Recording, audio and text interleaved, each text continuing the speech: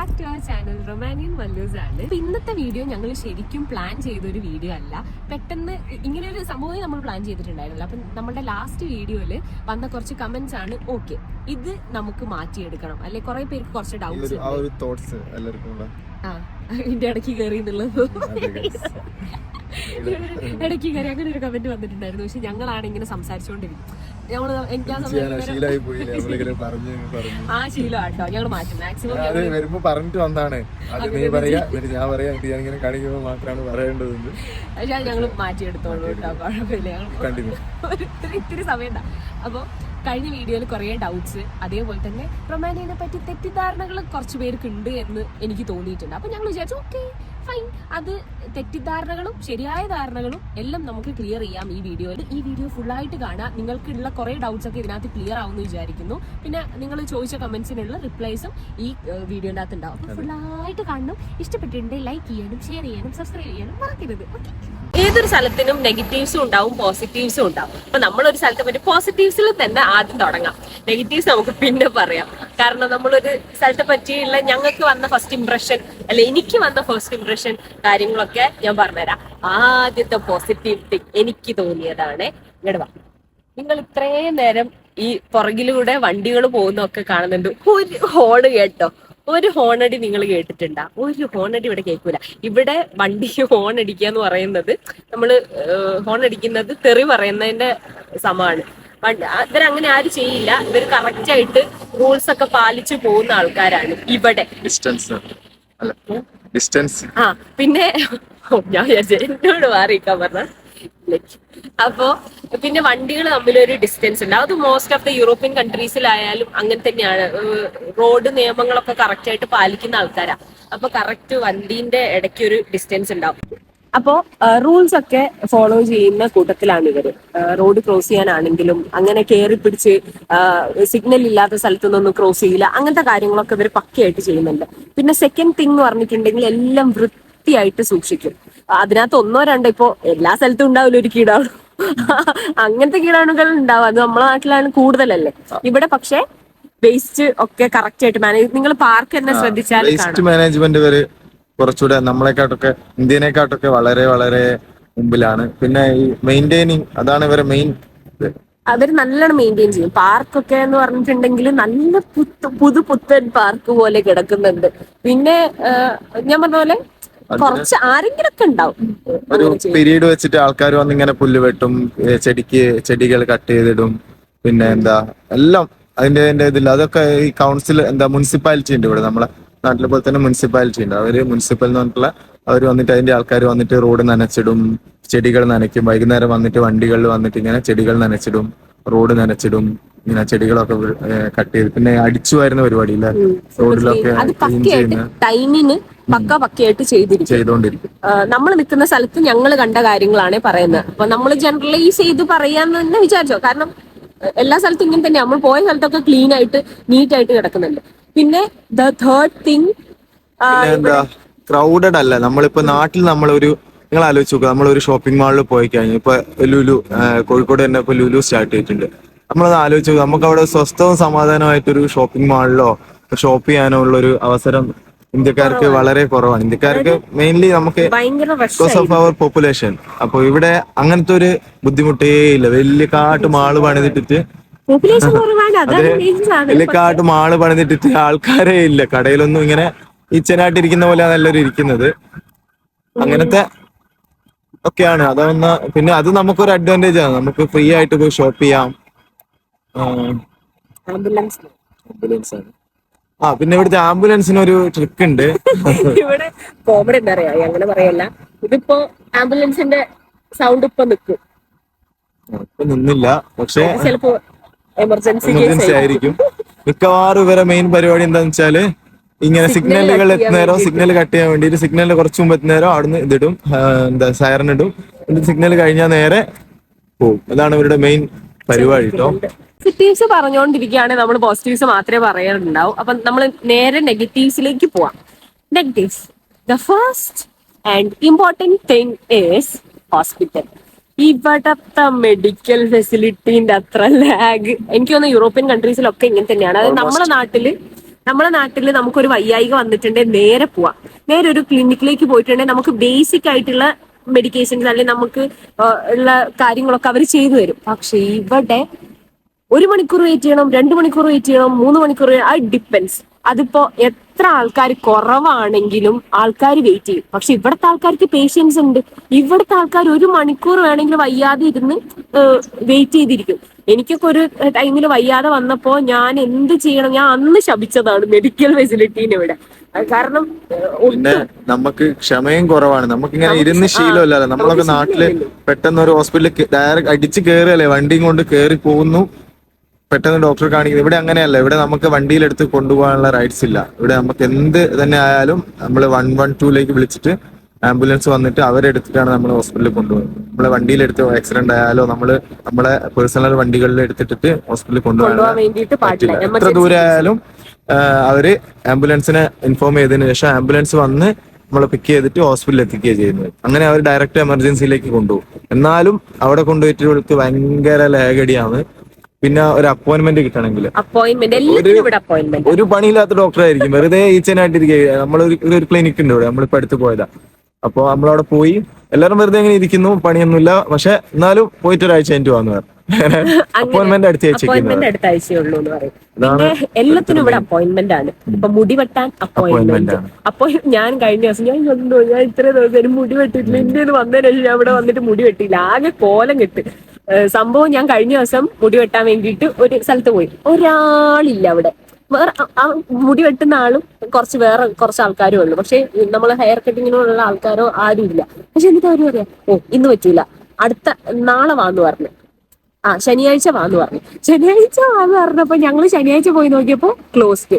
എന്ത് പറയാനാ, ഇവിടെ എല്ലാത്തിനും അപ്പോയിന്റ്മെന്റ്. ഇമിഗ്രേഷനിലൊക്കെ ഇവിടെ കുറച്ച് റൂൾസ് ഒക്കെ അപ്പോയിന്റ്മെന്റ് എടുത്തിട്ട് ഇത്രയും കാലം ഞങ്ങളൊക്കെ എന്തെങ്കിലും ഇമിഗ്രേഷനിൽ നമുക്ക് എന്തെങ്കിലും കാർഡ് റിന്യൂവലോ അങ്ങനെ എന്തെങ്കിലും ഒക്കെ ഉണ്ടെങ്കിൽ നമുക്ക് ഡയറക്റ്റ് പോയിട്ട്, കാരണം ഇതൊരു ചെറിയ കൗണ്ടിയാണ്, അതുകൊണ്ട് ഇവിടെ വലിയ കുഴപ്പമില്ലായിരുന്നു.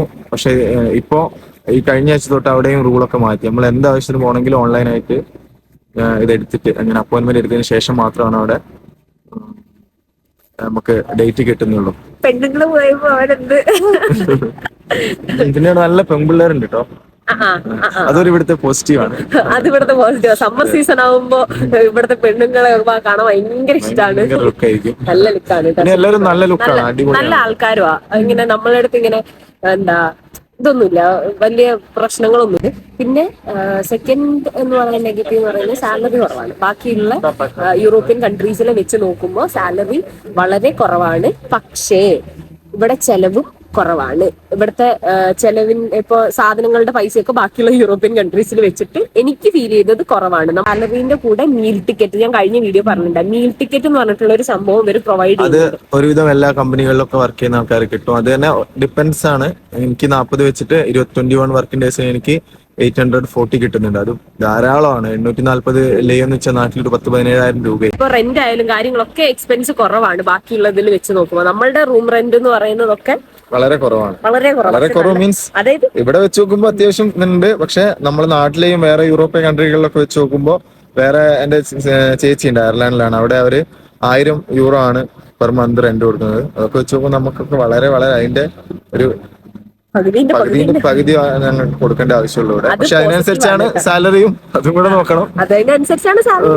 നിങ്ങൾ പാർക്കൊക്കെ കണ്ടില്ലേ, നല്ല ക്ലീൻ ആയിട്ട്. ഇവിടെ ഇവര് പാർക്കിലൊക്കെ വന്നിരിക്കും. രാത്രി 12 മണിക്കൊക്കെ നമുക്കിവിടെ ഇങ്ങനെ വന്നിരിക്കുന്ന ആൾക്കാരൊക്കെ കാണാം. അപ്പൊ ഇതിനകത്ത് ഒരു കമന്റ് വന്നതാണ്, ഇവിടെ റൊമാനിയൻ ഫുള്ള് കള്ളന്മാരും കൊള്ളക്കാരും മാത്രമാണ്, ഇതിൽ നല്ലത് പാകിസ്ഥാനും ബംഗ്ലാദേശും ആണെന്ന്. എല്ലാ സ്ഥലത്തും മോശം ആൾക്കാരുണ്ടാവും, എല്ലാ സ്ഥലത്തും നല്ല ആൾക്കാരുണ്ടാവും. അതിപ്പോ പാകിസ്ഥാനിലായാലും ബംഗ്ലാദേശിലായാലും ഇന്ത്യയിലായാലും റൊമാനിയയിലായാലും എല്ലാ സ്ഥലത്തും നല്ല ആൾക്കാരും ഉണ്ടാവും, ചീത്ത ആൾക്കാരും ഉണ്ടാവും.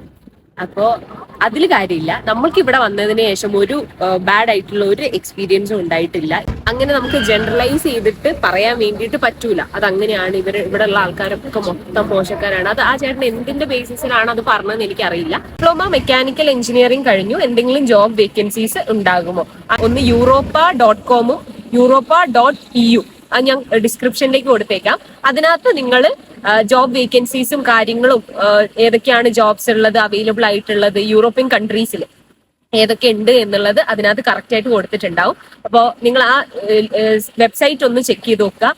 പിന്നെ മെയിൻ ആയിട്ട് ശ്രദ്ധിക്കേണ്ട ഒരു കാര്യമുണ്ട്. നമ്മള് ഇപ്പോ ഈ ഒരു വെബ്സൈറ്റിൽ കയറി നമ്മൾ അപ്ലൈ ചെയ്ത് നമ്മളെ CV അപ്ലോഡ് ചെയ്ത് ഇതൊക്കെ ചെയ്താലും മെയിൻ ആയിട്ടുള്ള ഒരു കാര്യമുണ്ട്. നമ്മളുടെ CV കുറച്ച് യൂറോപ്യൻ സ്റ്റാൻഡേർഡിലായിരിക്കണം. അല്ലാതെ നമ്മളെ നാട്ടിൽ കൊടുക്കുന്ന CV ആയിരിക്കരുത്. യൂറോപ്യൻ സ്റ്റാൻഡേർഡിലുള്ള ഒരു CV നിങ്ങൾ പ്രിപ്പയർ ചെയ്യുക. പിന്നെ അതേപോലെ തന്നെ ലിങ്ക്ഡിനിൽ നിങ്ങൾ ഒരു പ്രൊഫൈൽ ക്രിയേറ്റ് ചെയ്യുക. അതിനകത്തുനിന്ന് ജോബ് സെർച്ച് ചെയ്യാൻ നോക്കുക. കാരണം പലവർക്കും അതിനകത്ത് ആ ലിങ്ക്ഡിനിലൂടെ കുറെ ജോബ് ഓപ്പർച്യൂണിറ്റീസ് കണ്ടെത്തിയവരും അതിനകത്തൂടെ വന്നവരും ഒരുപാട് പേര് ആൾക്കാരുണ്ട്. ഇവിടെ നമുക്ക് അറിയുന്ന ആൾക്കാർ കുറെ പേരുണ്ട്. അപ്പൊ നിങ്ങളൊന്ന് അതൊന്ന് ശ്രദ്ധിക്കുക. കുറച്ച് ഒരു ചേച്ചി ചോദിച്ചതാണ് ഫാമിലി ആയിട്ട് ഇവിടെ നിൽക്കാൻ പറ്റുന്ന സ്ഥലമാണോ, പിന്നെ ഇവിടുത്തെ സ്കൂൾ സിസ്റ്റം അങ്ങനെ സ്കൂളൊക്കെ നല്ലതാണോ എന്നൊക്കെ ചോദിക്കുന്നുണ്ടായിരുന്നു. നമ്മളുടെ നാട്ടിലെ എഡ്യൂക്കേഷൻ സിസ്റ്റവും ഇവിടുത്തെ എഡ്യൂക്കേഷൻ സിസ്റ്റവും തമ്മിൽ നല്ല ഡിഫറൻസ് ഉണ്ട്. അപ്പോൾ അതിന്റെ കരിക്കുലം കാര്യങ്ങളൊക്കെ ഡിഫറെന്റ് ആണ്. പിന്നെ ഫാമിലി ആയിട്ട് സ്റ്റേ ചെയ്യാൻ പറ്റിയ സ്ഥലം തന്നെയാണ്. നമുക്ക് സമാധാനവും ഒക്കെ അല്ലേ. നമ്മൾ അൾട്ടിമേറ്റ് എന്താ പീസ്ഫുൾ ആയിട്ടുള്ള ഒരു സ്ഥലം, അല്ലാണ്ട് നമ്മൾ ഭയങ്കര തിരക്കായിട്ടുള്ള സ്ഥലം നോക്കുന്നുണ്ടോ? ഇല്ല. ഇവിടെ 7-8 വർഷമായിട്ട് താമസിക്കുന്ന ഒരു ഫാമിലി ഞങ്ങളുടെ കൂടെ ഉണ്ട്. അവരുടെ അടുത്ത് ഞാൻ ചോദിച്ചു ഇവിടുന്ന് മൂവ് ചെയ്യാൻ താല്പര്യം ഉണ്ടോ, നിങ്ങൾ വേറെ ഏതെങ്കിലും രാജ്യത്തേക്ക് പോകുന്നുണ്ടോ? അവർ പറഞ്ഞ നെവർ പോവില്ല. കാരണം ഇവിടെ അവർക്ക് ഇഷ്ടമാണ്. അവർ പറഞ്ഞു ഇവിടെയല്ലേ ബെറ്റർ, നമുക്ക് സാലറി കുറച്ച് പറഞ്ഞാൽ 2 പേർക്ക് ജോലി ഉണ്ടെങ്കിൽ സുഖമായിട്ട് ജീവിക്കാം. ഇവിടെ വേറെ നമുക്ക് പറയത്തക്ക പ്രശ്നങ്ങളോ കാര്യങ്ങളോ ഒന്നും ഇല്ല. ഇവിടെ ജെറ്റ്. അപ്പൊ അടുത്ത കമന്റ് ആണ് അജേഷ് അർജുൻ. നിങ്ങൾ അങ്ങോട്ട് പോയി അവിടെ ഉള്ളവർ ജീവിക്കാൻ UK വരുന്നു. നിങ്ങൾ അവര് വർക്ക് ചെയ്യുന്ന അവിടെ കൂടുതൽ റൊമാനിയൻസ് ആണ് എന്നാണ് ആ ചേട്ടൻ പറഞ്ഞത്. നമ്മൾ ഇന്ത്യക്കാര് ഇന്ത്യയിൽ മാത്രമാണ് വർക്ക് ചെയ്യുന്നത് അല്ല. നമ്മൾ ഗൾഫിലേക്ക് പോകുന്നത് എന്തിനാ, അല്ലെങ്കിൽ നമ്മൾ വേറെ രാജ്യങ്ങളിലേക്ക് പോകുന്നത് എന്തിനാ? ബെറ്റർ ഓപ്പർച്യൂണിറ്റിക്ക് വേണ്ടിയിട്ടാണ്. ഇവിടുത്തെ ആൾക്കാർക്കും അങ്ങനെ തോന്നി. ഇവർക്ക് ബെറ്റർ ഓപ്പർച്യൂണിറ്റിക്ക് വേണ്ടിയിട്ട് അവർ പുറത്തേക്ക് പോകുന്നു. നമ്മൾ ഗൾഫിലേക്ക് പോകുന്ന പോലെ ഇവർ അങ്ങോട്ടേക്ക് പോകുന്നു എന്ന് വിചാരിച്ച് ഇവിടെ മോശമാണെന്നാണോ? അല്ല, ചേട്ടൻ അങ്ങനെ ഉദ്ദേശിച്ചിട്ടില്ല, ഞാൻ പറയാണ്. പിന്നെ ഇവിടുത്തെ ആൾക്കാർ കുറെ പേര് UK എന്റെ കുറെ ഫ്രണ്ട്സ് UK അപ്പൊ അവര് പറഞ്ഞിട്ടുണ്ട് ഇവിടെ കുറെ റൊമാനിയൻസ് ഉണ്ട്. അപ്പൊ ആ റൊമാനിയൻസ് കുറച്ച് കച്ചറ കളിക്കുന്ന ആൾക്കാരാണ് എന്നുള്ള ഒരു ഇത് കൂടെ ഉണ്ട്. അത് ഞാനും കേട്ടിട്ടുണ്ട് കേട്ടോ. പുറത്തേക്ക് റൊമാനിയൻസിനെ പറ്റി വലിയൊരു നല്ല അഭിപ്രായമല്ല, അവർ മോശമായിട്ടുള്ള കാര്യങ്ങളൊക്കെ ചെയ്യുന്നുണ്ട്. ഇത് എനിക്കറിയില്ല. ഇവിടെ നമുക്ക് അങ്ങനെ ഒരു ഫീൽ ചെയ്യില്ല. ഇവിടെയും നടക്കുന്നുണ്ടാവും, പക്ഷെ നമ്മളുടെ കണ്ണിന്റെ മുന്നിൽ അങ്ങനത്തെ കാര്യങ്ങളൊന്നും നടന്നിട്ടില്ല. ഇവർക്ക് ഇവിടെ ഒരു ലൂ എന്ന് പറഞ്ഞിട്ടുണ്ടെങ്കിൽ അല്ല, 1 യൂറോ എന്ന് പറഞ്ഞിട്ടുണ്ടെങ്കിൽ 5 ലൂ ആണ്. അപ്പൊ നല്ല ഡിഫറൻസ് ഇല്ല. അപ്പൊ ബെറ്റർ ഓപ്പർച്യൂണിറ്റിക്കാണ് അവർ പോകുന്നത്. സിമ്പിൾ.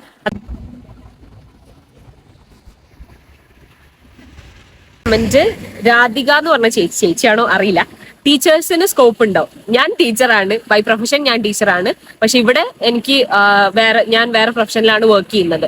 കാരണം ഇവിടുത്തെ ലാംഗ്വേജ് നമുക്ക് അറിയണം. നമുക്ക് ഒരു സ്ഥലത്ത് പഠിപ്പിക്കുമ്പോൾ പിള്ളേരെ അല്ലയോ പഠിപ്പിക്കേണ്ടത്. അപ്പൊ ഇവിടുത്തെ ലാംഗ്വേജ് ബേസിക് ആയിട്ടുള്ള കാര്യങ്ങൾ അറിഞ്ഞിട്ടില്ലെങ്കിൽ നമുക്ക് ആ ഒരു കമ്മ്യൂണിക്കേഷൻ പ്രശ്നം ഉണ്ടാവുമല്ലോ.